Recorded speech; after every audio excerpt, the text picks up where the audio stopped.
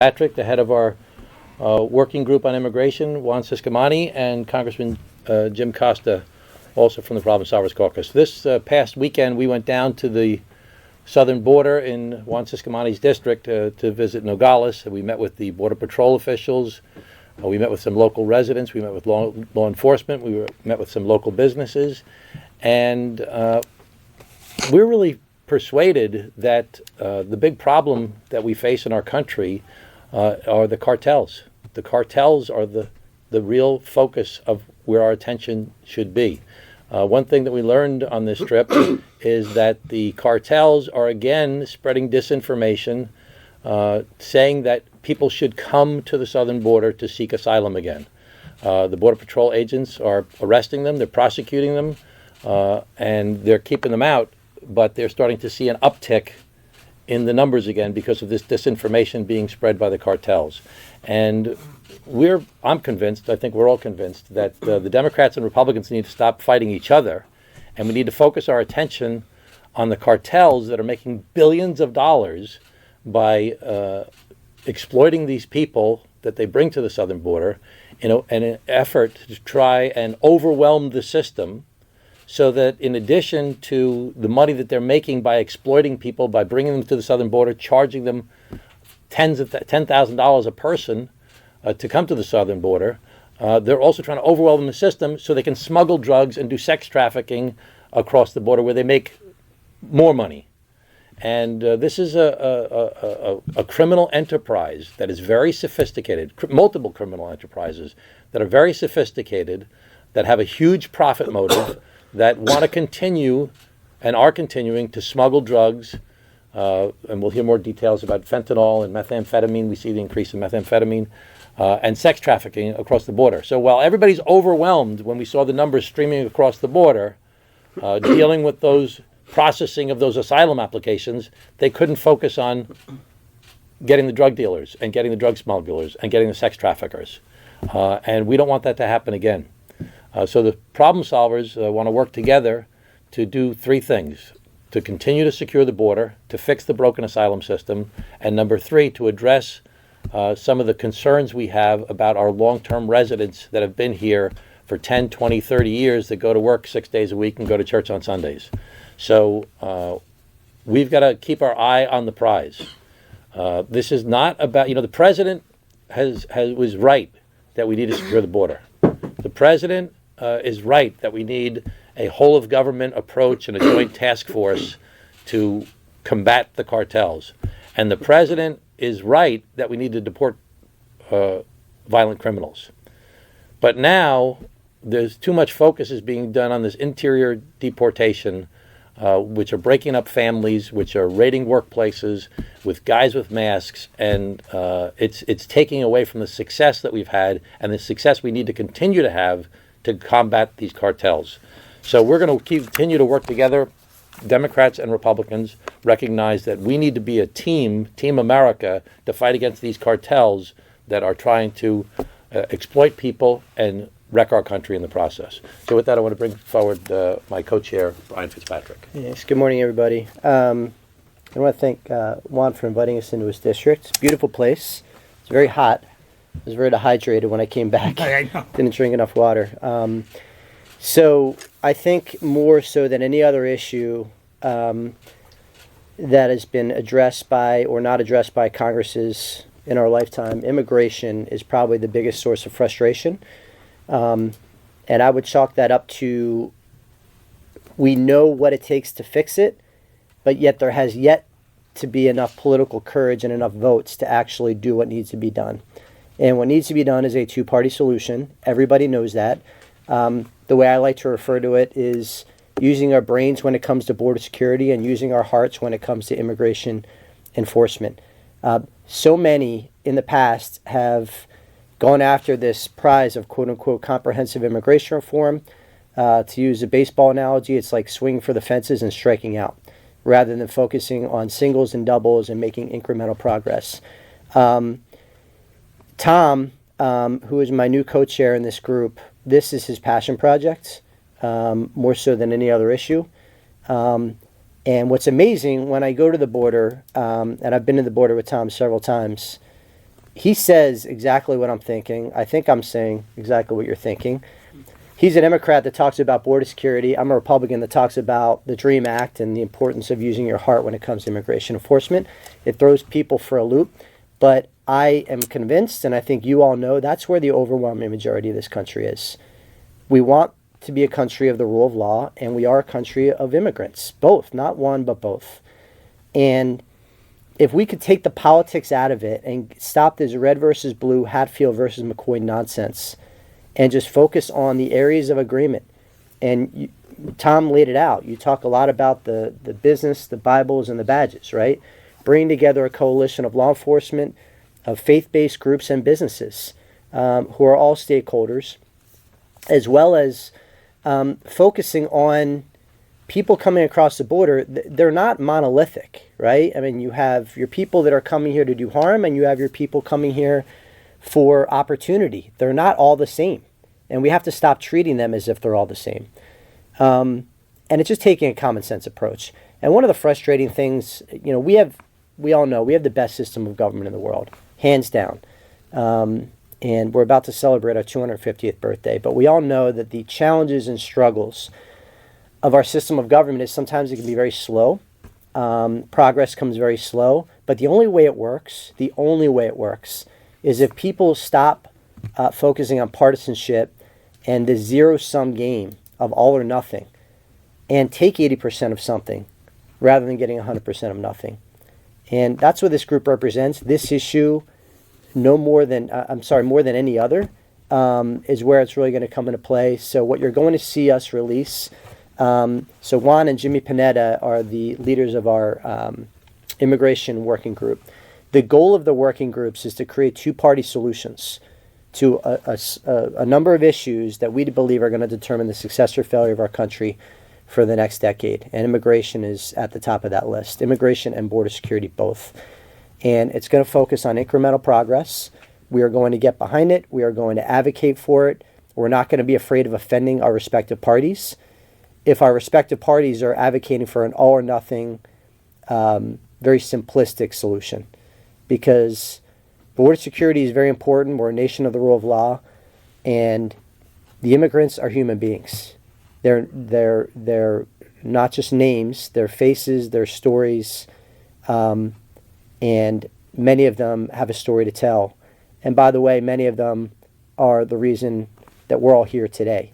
As I remind everybody all the time, unless you're a Native American, you are an immigrant. The only question is, what part of the world can you trace your ancestry back to, and how many generations back? But it was immigrants that built this country. But they came in through illegal means, and that's what we have to get back to. So I will introduce our host for the trip, Juan Ciscomani. Juan? Great. Thanks, Brian. And thank you all for being here. I want to also thank my colleagues. There were 6 of us down at the border over a 2-day span. And, they take time away from their district, their families, to go down to the southern border in Arizona specifically and learn about what we see there on the ground. So I do want to thank them all for their time there. As it was mentioned, I am the co-lead along with Democrat colleague Jimmy Panetta on the immigration working group within the Problem Solvers Caucus, which again, the name says it all. The name says it all in what we want to do with this issue. And we wanted to make sure that as much as all of us have been to the border, many of us being from border districts, we're doing when we got there is to put our, maybe preconceived notions aside and ask real questions to get to real answers, to find real solutions. That is the main goal of what we wanted to do. And although you see the people on this stage, we don't agree on everything. Even on this issue, we may have difference of opinions on some aspects of it. We learn and we find a way to work together for this common goal and to find the things that we do agree on. And I think some of them were laid out here today in terms of what we want to be focusing on. One of the main ones that I want to make sure that I point out is, I've only been in Congress for 2.5 years, but since I got here, because this issue is so personal to me. I'm an immigrant. I came to the U.S. when I was a young kid, and I became a U.S. citizen in 2006. And then 16 years later, I was elected to the United States Congress. So no other country in the world would give me that opportunity. I believe in the American dream. I believe in what this nation provides. I also believe in following the rules and following the law and making sure that we stand by that. So when we look at this, and for years and decades, I've been watching Congress and I've been watching Washington, D.C. Have an attempt at these huge immigration bills, comprehensive or not, or whatever it may be, just too big, and they always end up failing after a long effort. Why? Because that maybe for another time, I'll work on that effort. I'll work on any effort to fix our system. But right now, what we believe, what the group here on stage believes, is that we have to focus on specific details. Brian said it best, singles and doubles. That's what we have to do. Because when we swing for the fences, that hasn't worked. And we all want to make sure that when our time here concludes, that we can point to several things that we did on this issue, as opposed to saying, we fought for this big bill for 10 years. Didn't really go anywhere, but we fought really hard. That's not the goal here. The goal is to actually have some results at the end. That's what we were able to have a very broad view of what the border was looking like. And I think you heard already some of those things that were new, even to me, that I lived there and I was I'm a frequent visitor with Border Patrol and Customs as well.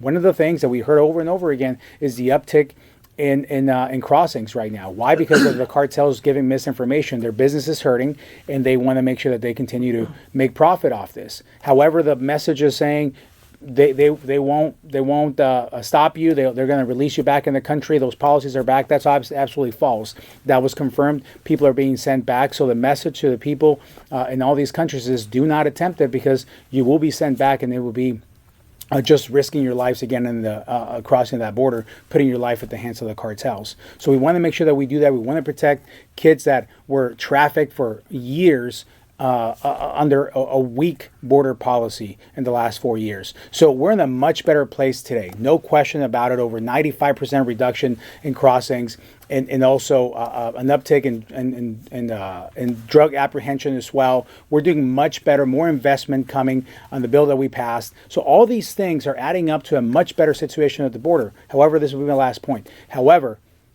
we're not done. If we don't codify all this into law, we're going to be playing ping pong with this issue, as Washington has played for so long, playing politics with the lives of people. And when I say people, I mean immigrants, but also obviously our United States citizens that are here.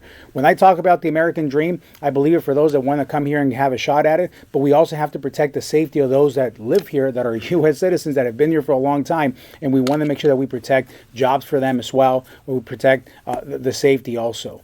So we have to make sure that we apply the bipartisanship that we have here, because that is the only way to be able to solve this problem in the way that we can actually move something forward. And we believe that this is the time to do that, and that's what we focused on this trip in this weekend. So with that, I'm going to turn it over to my colleague from California, Jim Costa. Thank you, Juan. Congressman Jim Costa from Fresno, California, third generation family farm, and at the heart of one of the largest agricultural regions in the country, from the number one agricultural state. I say that because I think there are multifacets to immigration reform, and I want to focus on that because what you've heard here is a concurrent theme among problem solvers. I've been a member of this group since its inception. And I think our visit last Thursday and Friday was very important. It was a multiple visit for me to be down at the border. And every time you go there, I think I certainly learn new facts and challenges that we're facing. As we were informed, there are approximately 62 cartels that we are dealing with. And I think the president, the administration, has had success in quieting the border, as has been noted. But I think to take that as for granted is a mistake, because we need to have, I think, bipartisan solutions in a substantive way that will provide a continued effort to protect our border, but at the same time fix aspects of our broken immigration system. And I think that there are multi-challenges that we are dealing with. Frankly, the cartels make their money, as was noted, by human trafficking, drug trafficking, weapons, and it's a multi-billion-dollar a year profit for them. And they are trying to ramp up the information that somehow there are ability to get asylum that does not exist. And they're doing it because they've lost revenue in the last year or so from their usual sources in which they have been able to make tremendous financial gain. So we need to combat about that. We need to be smart about that in a bipartisan way that provides continued protection of our border, because the majority of Americans, I think all Americans, want to have their border protected. It's real simple. At the same time, I think for common sense immigration reform, they understand, and I want to make it local here, that for people who have lived in this country 5, 10, 15, 20 years, they are contributed to the economy. They are paying taxes. And many of their families are what I call a mixed situation, in that a household of 4 or 5 people, 2 or 3 of them have legal status and 2 or 3 do not. And I think my district in the heart of the San Joaquin Valley is an example of that. Farm workers represent about 70% of the workforce in California. 275,000 undocumented farm workers in California help put food on America's dinner table every night. They're part of a partnership with our agricultural community. And without that, we would be in serious circumstances in terms of our food supply chain. We have, as has been noted, tried comprehensive immigration before. I remember the last time we came close was when Senator John McCain led the effort in 2013. And it passed 68-32 in the Senate. I think the votes were there in the House, but for political reasons it did not come up. So I think the approach by the Problem Solvers Caucus has been indicated by our 2 co-chairs to deal with incremental reform where we can solve some problems is what we must do. The farm workers, I will tell you, in my part of the country, for the last 8 months, have not returned to any sort of normal circumstances since the Border Patrol began making raids throughout California. There is a level of fear that exists today among that workforce that I've not seen before, and I've lived in the Valley all my life. Fear for going to work, fear for going to school, fear of being able to keep their families together. I mean, to think about that your families might be separated. The American Dream and Promise Act, I think, creates a pathway to citizenship with individuals with DACA and temporary protected status, TPS, and deferred enforcement departure. We need to work on that on the whole asylum process. Also, the Farm Worker Modernization Act, of which I'm a principal co-sponsor, reforms the H-2A. It would stabilize the farm workforce in the United States, and would go further to establish a program that would allow agricultural workers, many of these who've been here for 5, 10, 15, 20 years, the ability to earn legal status. And that's what it should be. We are a nation of immigrants, past and present. Certainly that reflects my family's story. Also, there is the food security, as we know, I think, as a third-generation farmer, represents national security. And therefore, when you have labor shortages, you have disruptions, you see that in the grocery store. So let me just close by saying it was a good trip, and I think we need to build on this with the Problem Solvers efforts and with our bipartisan focus with our 2 co-chairs, because it's not just about American agriculture or the people I represent, but it's also about small businesses, hotels, and other sectors in the hospitality industry that the president knows very well, and in construction. We can fix not only parts of this broken immigration system and the asylum process, but we can at the same time protect our borders, and we got to do both. So I want to thank my colleagues here, and we got more work to do. Thank you very much. Great. Thank you, Jim. Okay, so we want to communicate very clearly that there's information coming from the professionals at the southern border that the cartels are trying to increase the numbers again. And the Customs and Border Patrol are fighting that to stop that from happening. We've got to keep our eye on the prize to fight the cartels and stop breaking up families and stop raiding businesses, and let's focus on the real enemy here, which are the cartels and the organized criminals that are making billions of dollars by exploiting people and hurting our system. And so we're going to continue through our task force to work on this. There's a lot of legislation out there. Jim mentioned some pieces, a lot of great legislation, a lot of bipartisan legislation on both sides. But we have to get it over the finish line.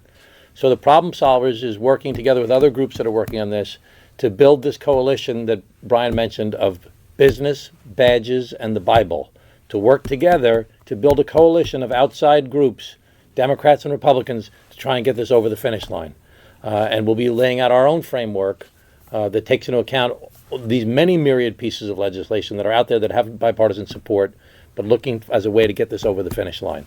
And we want to applaud the president for certain things that he's done and say, let's not take our eye off the prize and let's stop distracting everybody with things that some of my colleagues mentioned are scaring people that we don't think are consistent with what the American dream is. Okay, so with that, we'll make ourselves available for any questions anybody has. Yeah. Can you... Who are you, by the way? Ellen Gilmer from Bloomberg, sorry. Hi, Ellen.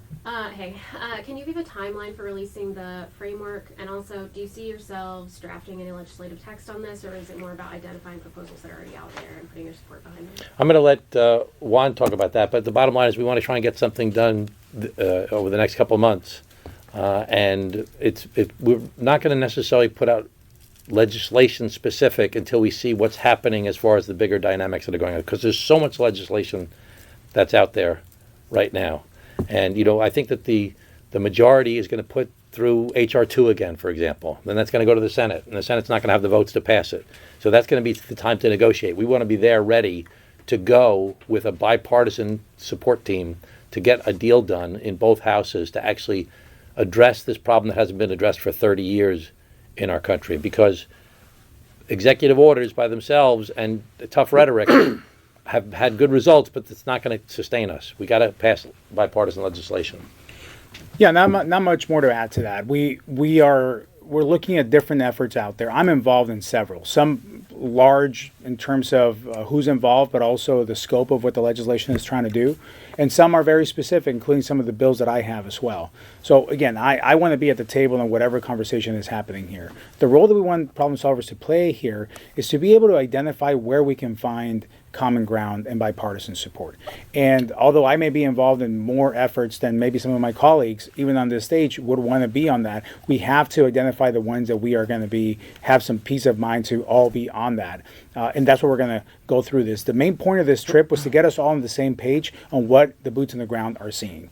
And had we not done that, we wouldn't have known a lot of the things that we now know. And there's nothing beats learning an issue together, because we can ask the same questions or a question that we didn't think of and our colleague asks it. So it was very productive in that sense. In terms of timeline, we want to have an aggressive one. There has to be something here that comes up soon, because there are a lot of efforts moving on this already. And with the reconciliation package that passed, that helped us identify some of the funding issues that we were looking at as well. So things are falling in place for us to be able to see what's on the table and be able to take action from there. Do you see H.R. 2 as a jumping off point for negotiations, like Mr. Stumpy said?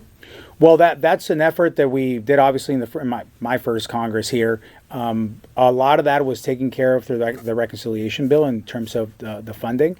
One of the policies that I'm interested in that was slightly dealt with in H.R. 2 is the asylum renovation of that, and how we can improve that, because it all stems from there. It's the abuse on that and the gaps that were open on that. So again, there's going to be larger efforts like that are going to be more focused on the security side. There are efforts going to be more focused on the process side of things. I always say that there's a difference between the immigration process, the border security piece, and also the trade aspect on the border that we also got some good information on. But all these have overlapping things on them, but they're also in some ways dealt with separately. So H.R. 2 is going to run its course, we have to also find other, like I said, I keep repeating this, and Brian said it as well. We have to find smaller wins that may not be so attractive that everybody, this is on top of everybody's list, but we're going to be able to find find common ground on them, bipartisan support, and be able to pass them through. If not, we're going to be sitting here 2 years, 4 years, 10 years from now, still saying that we're trying to pass this big comprehensive effort. We want to focus on the small details. And a good go by is the bipartisan infrastructure bill that this caucus drafted really from inception and ultimately got it across the finish line. It started with policy baselines, right? So we're going to start with a policy framework, and then build upon that. Tom and the working group members have some ideas. For example, not allowing asylum claims between the ports of entry. I think what you're going to end up seeing is a 1-to-1 immigration provision for border security provision, and keep going until we lose consensus, until we lose critical mass, and then we'll just stop there and put that forward. But we want it to be a fair balance where we're taking an immigration provision, a border security provision, and we'll take them one by one and see where that gets us. So there's 3 distinct areas that we know we're doing. One is border security. A lot of that taken care of currently, but it's not permanent because it's by executive order, and the funding, is only going to last for a certain amount of time. But that border security is number 1. Number 2 is fix the broken asylum system that's been abused for such a long period of time.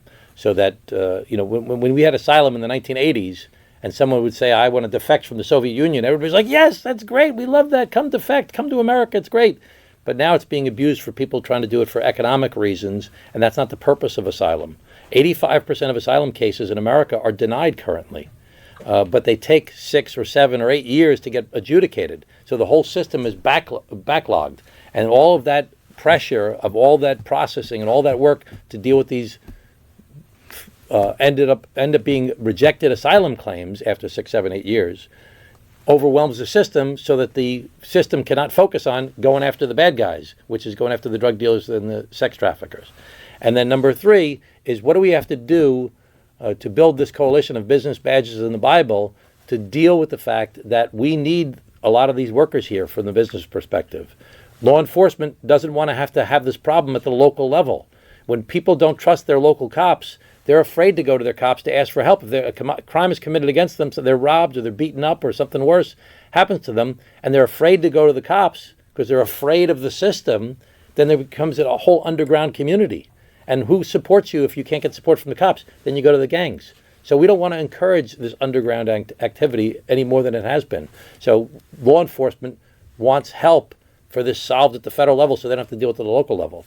And then third, the Bible, which is just the idea of treat people like human beings and don't separate families and work together and figure out how. We have to lean into what the president has said. The president has said, when it comes to agriculture and hospitality, there's a lot of very good people that have been here for a long time, that have been working very hard, that may not have the proper documentation, but we have to use a lot of common sense and figure out how to fix this.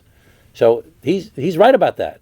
And there are other pressures that he faces, even in his own administration, that are combating him saying that. But we should lean into that. What the president says is that we got these good people that are working hard. We got to use common sense. They may not have the proper documentation, but we got to fix this problem because it's affecting the farmers and hospitality. Hospitality he knows so well, but it's also construction and healthcare and other places as well.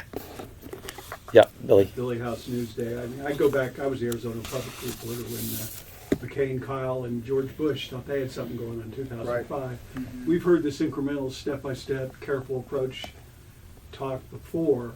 What seems different now is we have ICE swooping into confectionery factories in upstate New York, immediately arresting 70 people who believe they were doing it, going through the system the proper way.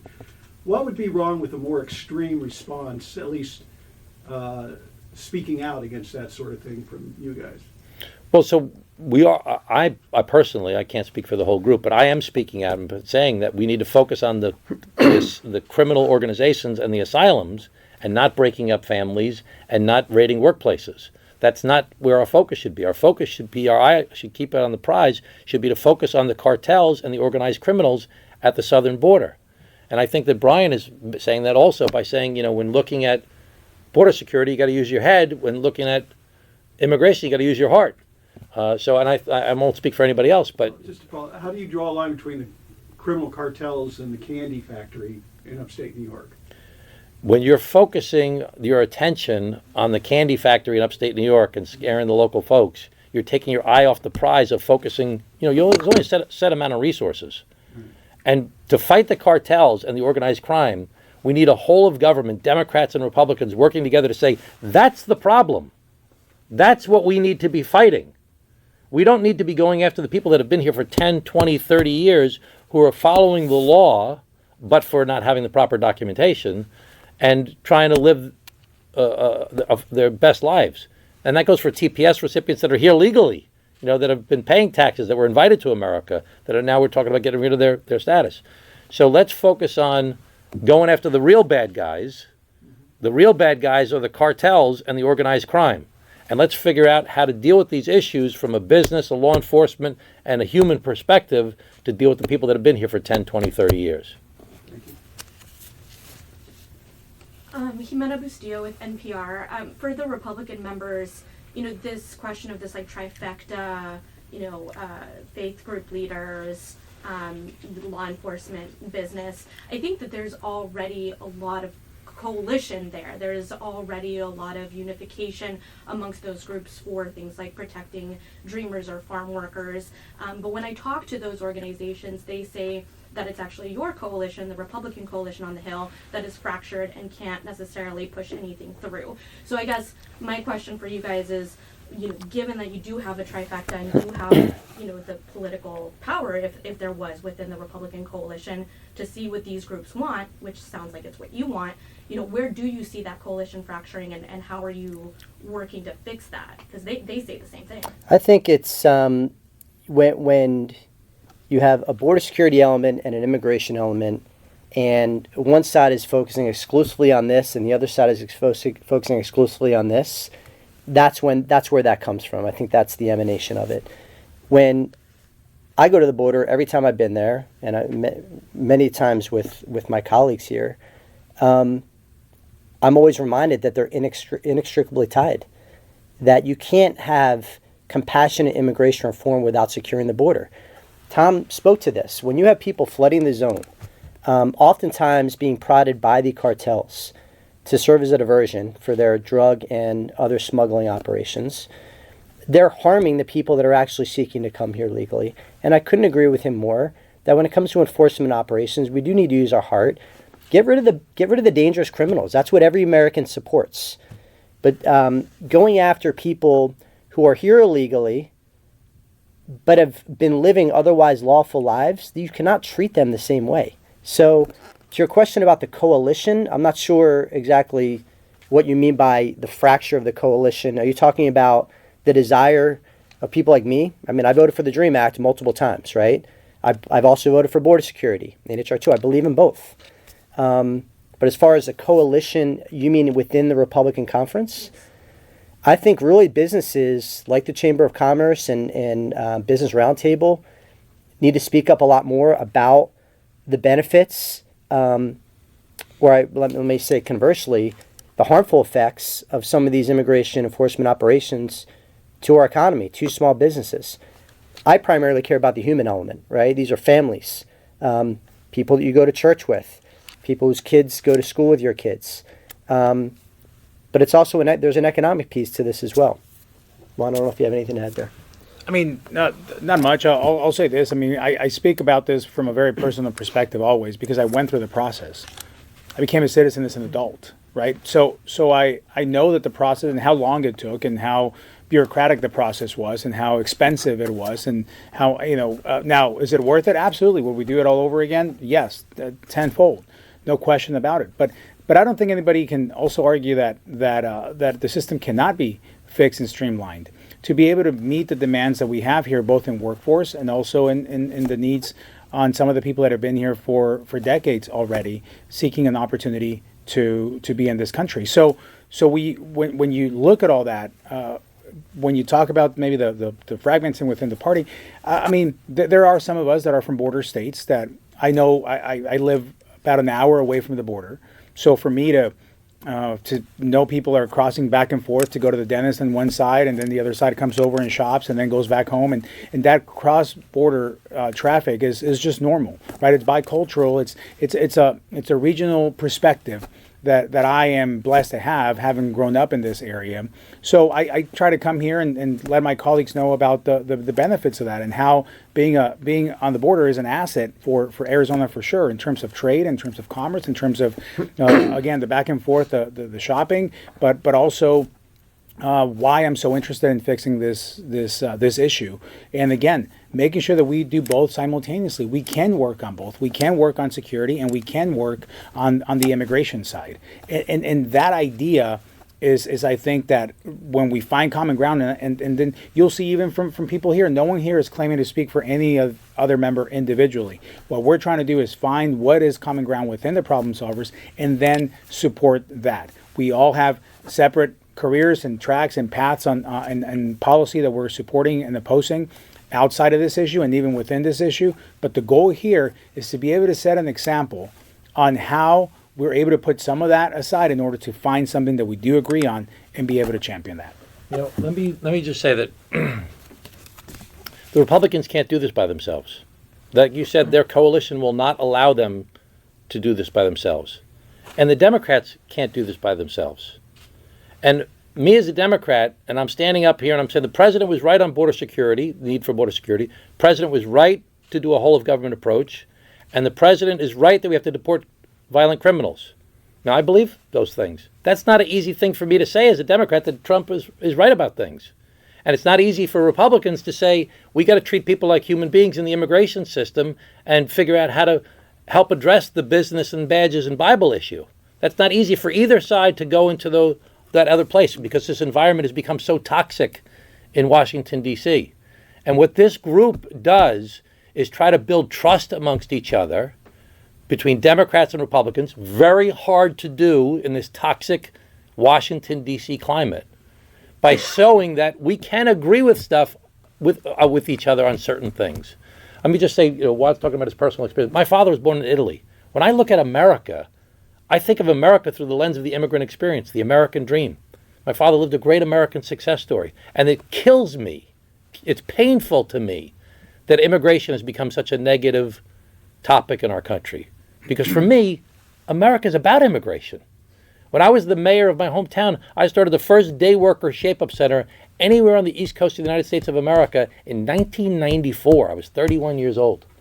And it's the same issue years later. And those same guys that were gathering on the street corners in 1994 have their own businesses, have their own houses, and their kids went to school with my kids.